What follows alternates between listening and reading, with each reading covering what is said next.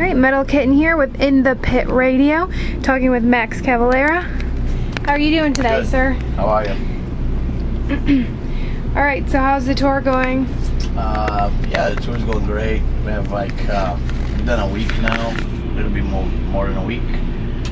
How much longer do you have? About 3 more weeks, you know, but it's really exciting. People are loving it. All the shows are great, and the bands are good, you know.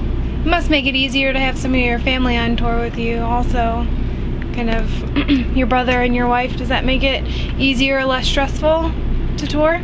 Yeah, we just do. I've been doing that for so long that I don't even remember all the way, you know. So yeah. Always family around. So yeah, it does make it easier, you know, less stressful. It's fun. I just love touring, you know. Yeah. So, and what is the current life of Max on, off tour? Anything you're working on right now? Several things. Working on this tour, but I'm working on a new Soulfly record that comes out in August. That's almost done. It's gonna finish singing that last 2 weeks ago, and we gotta just touch up a couple things, mix and then master, and then it's gonna come out in August. I'm very excited. Sounds exciting, yeah. Is there anything new that you brought to that album? Anything that you love, is your favorite about it? Yeah, influences, you know, it's very influenced by heavy stuff, kind of stuff like Aborted, Behemoth, Order of Apollyon, you know. So it's a heavier Soulfly album, and very kind of exotic kind of album, you know. So I think a lot of people don't like it. Sounds awesome. So not so long ago, you were deemed the busiest man in metal by Revolver. Does this still hold true for you? I hope so. You know, I try to. You know, I try to do a lot of stuff. I got 3 things. I got Killer BQ, Cavalera, Conspiracy, and Soulfly. Between those 3, I keep plenty busy. You know. Is it an easy balance between the 3, or do you find conflict? Nah, it's pretty easy. Yeah, just jump from one to the other. You know, Killer BQ is the easiest one. We don't do much with that. Probably not gonna do anything till next year. We did a little bit in Australia in January, and went really good. But everybody's really busy with their own bands, you know. So probably next year. So you're the spearhead of those 3 projects? Is it kind of you making the schedules and calling the shots? No, I mean, kind of like Soulfly, I can do more with it. Cavalera, I split with Igor. Mm-hmm. So Igor make the decision what we want to do with that. Killer BQ is a little bit democratic, so involves the other guys, which is good, you know, because it's fun to have other people's also ideas and minds, you know, involved on ideas for projects and touring and stuff like that. Is it hard for you to be the leader and the decision maker in one, and then democratic, like you were saying, in Killer Be Killed in the other? Or is it easy for you to, okay, well, this is my project, and then you guys can take care of that one? Yeah, just different, you know. Soulfly, I normally do it, most of the stuff, and know what I'm doing. And Cavalera, I split with Igor, which is fun because it's really easy going. My brother, and you know, I know him for a long time. Do you guys fight a lot, brothers? No, not really. Not as much as we used to when we were little. You know, now that we're big, we don't really. You're just too tired to fight, right? Yeah, we just enjoy each other's company. So it sounds like you're one step closer to earning that coveted most working metal man in history, like you had so said in an interview. Are there any other contenders that you see coming up in metal that could take that from you? I don't know. People gotta work hard, you know. And yeah, sometimes I wish I could do even more, but like tour more, you know. But it's not the case all the time. But I am planning on tour this year. We're gonna be on tour until the end of the year. This tour, South America, Europe. Then there's a Soulfly tour in October. Hopefully we can be touring all the year, you know. What's the hardest part about touring for you? in any of your projects? Hardest part touring is I think kind of stay healthy is the hardest, because it's really, you don't have a choice sometimes.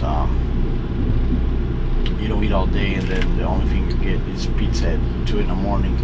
You gotta eat pizza at 2 in the morning. Or Chinese food. You know, so it's like, it's not really good for you, but you gotta do it. You know, what else can you do? But it's fine. You know, I don't complain. I love touring. I love the lifestyle. You know, I feel comfortable in a bus as I do in my house, so it's great. This is my second house. It has to be if you want to be touring all year long. Yeah. What's the most comfortable thing about your tour bus? What's the thing that you love the most about it? Kind of this back area here. Yeah, it's my your lounge. My lounge. You know, my brother sits in the front and hangs out in the front. I sit in the back. I got all my music, my headphones. You know, watch some TV. Why not? What's your favorite show? Deadliest Catch now. That's what's on right now. Yeah, I like Game of Thrones. I've been watching Game of Thrones. I gotta watch the last episode. You didn't catch episode 2 of the new season? Not yet. Me either. But I am gonna. I was gonna say, if you did, don't spoil it. Yeah, we haven't recorded, so I'm gonna watch it. What'd you think of the first episode? Kind of slow. Yeah, that's what I thought too. A bit slow. Yeah. It's like, I want to see more. I think they tried though with the dragons. It's gonna catch up. So then, what other things are you up to in your life, artistically or otherwise? Not really, not much. I mean, touring takes a big chunk of the day, you know. We do sound check, interviews. Right after doing those interviews, I go take a shower and maybe do a little sound check and hanging out. We got guests every night. You know, we had the Noisem guys yesterday hanging out with us, and they're one of Decibel's up and comings. Decibel seems to really love those guys. Yeah. Yeah. Yeah, they were nice. They played with us last night. Killer show. There was also the guys from Coke Bus there, and in New York we had a bunch of guests. Paul Booth, a big tattoo artist. Jose from Liquid Metal was there, you know. So wow. It was a lot of exciting things. You know, the last 2 days have been very exciting. Actually, I think it drained everybody out. Yeah. We were kind of tired last night, man. Does it ever? After New York, you know. Does it ever get too much? Everybody knowing your face and you being a celebrity, is that weird for you? I would think it would be weird. Nah, we kind of get used to it, you know. Sometimes you just get tired just from being tired, you know. It's like we did the New York show. I wish it was we had a 1 day off and then had the Baltimore show. Would have been a little bit better, but we don't really get to choose those things, you know. That they just happen, and yeah, we got to keep going, man. You know, we have tonight, you know, and keep rolling. I know, I've heard a lot of excitement. One of my friends, he's been seeing you and Death Angel since '90, and I wasn't even born then, so yeah. It's kind of exciting to see the new and the old kind of mixed together in the crowd. And the crowds are getting younger and younger these days. Does that trip you out at all? Oh, it's cool. I love it. I think it's great, you know. Different generations in the crowd, you know. Sometimes you meet I meet the dad and the son, and like the son is a Soulfly fan and the dad's a Sepultura fan, and they both come together to the show, and you know. And there's no arguing who's better. Yeah, they like the whole thing. You're allowed to like what you like. So do you find that it's hard to write and perform your new music when people won't let go of your roots? You keep bringing up Sepultura, and you know, everyone knows that you just want to move forward, but I don't see anything holding you back. I think you do a really good job of just moving forward. Yeah, we move forward without forgetting the past. You know, I think it's important to remember what you did. You know, I think so that's why we still play some of the old songs, and especially with Cavalera, because it's me and Igor. People want to hear from the two of us playing them, and But also we also play this new stuff, you know, which is great. So to me, it's just part of the show. It just makes a better show anyway to have all those songs. To have a mix. Have old songs and new songs, and you put them all together, and you have a great set list. So then your last name, you and your brother, are just synonymous with fast and aggressive, and you're bringing that up from the underground. How has the underground still influenced you in your music or your songwriting? A lot, you know, to listen to a lot of stuff, you know. I like discovering new bands and get in touch with them, become friends with them eventually, you know. It's like the coolest thing, you know. And do you have a favorite right now? Yeah, I like a lot of Italian death metal, like House of Penance. Oh, they're Blood so Trees. good. Yeah, that band's amazing. Yeah, and Zibalba, I like them a lot too, and Book of Black Earth, Full of Hell. Yeah, you know, couple really killer bands out there. Order of Apollyon from France, really good. I'm sure everyone's going to be writing this down when we air it. Oh, we got to listen to all these bands. Yeah. So then we were talking about the younger crowd. How do you feel your childhood gave you as far as your career, your musical taste, your outlook on life, anything like that? My childhood? Mm-hmm. Yeah, we had a pretty fun childhood, you know. We did crazy stuff in Brazil. It is really a wild place to grow up. And do you have any favorite memories? Any crazy stories? Yeah, we did a lot of stupid shit. Spray paint, you know, spray paint a bunch of walls until we got caught. Cops came. I tried that once. I got more on me than I got on the wall. Yeah. And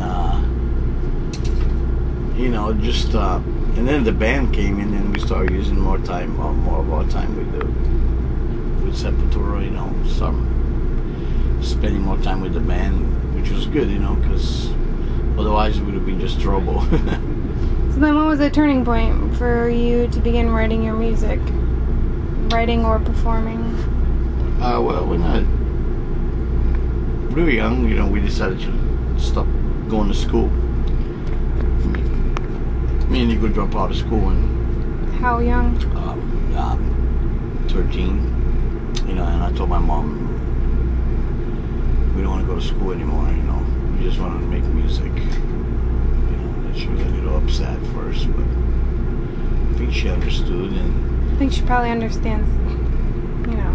Especially when we started doing good, and she was really like happy, you know. Because that's all we wanted to do anyway, you know. And that's the best, making your parents proud, doing what you love, and them being happy for you. Of course, they rebel first against, but afterwards, there's nothing they can do that was going to stop it. You know, we were pretty much mindset on making music, and that's going to be it. You know. So then, do you have a favorite instrument? Anything, and that could be including your vocals. Do you have anything that you feel is the most you? Well, I like a lot of rhythm. Even though I play guitar, my favorite instrument still is the drums. And I play with some great drummers. My brother's a fantastic drummer. Killer BQ, we have band from Converge in Australia, and it's just amazing. My son Zion's playing drums for Soulfly now, and they're doing great. So I like watching drummers. I like, you know, look at drummers. It's amazing. It blows my mind. I tried once and put it down. Yeah. It wasn't for me. That, and my mom made me do it in front of a store full of people, and I was just terrible, and that was it for me. Yeah, it happens. But I'm not a good drummer, or a guitar player, but I write with a lot of rhythm. Even on my guitar playing, there's rhythm, you know, so I think that's kind of cool. It's a cool style. So then looking back on the past 30 years, have you had any favorite moments? What can you say about the journey you've taken from 1985 until now? Oh yeah, it's been good, real good moments.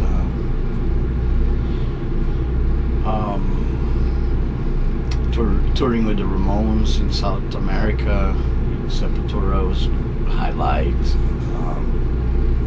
Play Rock in Rio, in Brazil. That must have been amazing. Doing the first big day out in Australia with Soulfly also was great. When finally saw Soulfly was accepted, you know, by the fans. You know, so that was really a killer moment. Yeah, all the collaborations, you know, work with a lot of great people, and there's a lot of great moments, you know. So it's been a great journey. Has there ever been any doubt for you about your new projects, or if you come up with something new that people may not like it even though you're really behind it? Does that make you nervous? No, you know, sometimes the record, our response is different from each record. We don't have a crystal ball, and we don't know which one the fans gonna like the most. Even songs are the same. We have no control in what songs become big on a record and become classics, you know. They just do, and we just write them, you know, and watch them become people's favorites, you know. And, yeah. But it's been really good, you know. I think out of the record there's always 3-4 songs that people like a lot. And are those your favorites too? Or? Yeah, sometimes they seem to be the case, that what the fans choose end up being what I like the most too. And so we're on the same mindset on that. Yeah, well, that's awesome when that happens. So then, to close this out, do you have any advice for the future of thrash music? For the upcoming thrash bands, do you have anything that you'd want to say to them? Yeah, keep going, you know. Don't give up. Keep metal alive no matter what, man, you know. Yeah, I want to thank all the support people gave me on the last 30 years. It's been great, and I just want to keep pushing forward to the future, you know. Yeah, that's awesome. It's going to be great. Hey, well, it was great talking to you. Thank you for your time. Thank you.